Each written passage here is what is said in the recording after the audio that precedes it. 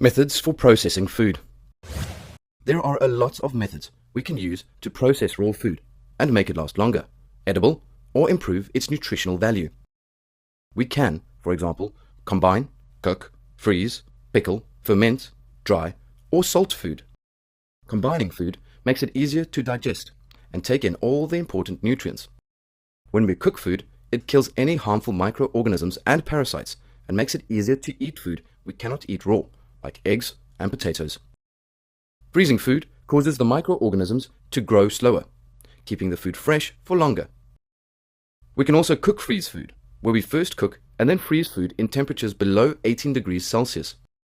The food can be stored over a long time and reheated to eat. Pickling food, like onions, in a mixture of salt and vinegar changes the taste and preserves the food, as microorganisms cannot survive in vinegar. Fermenting food means taking microorganisms and using them to change and improve the food into something more digestible, nutritional, and flavorful, with better texture. Salting and drying food, like meat, removes water and increases the amount of salt.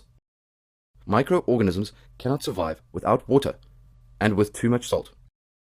This preserves the food to help it last longer. Need more help?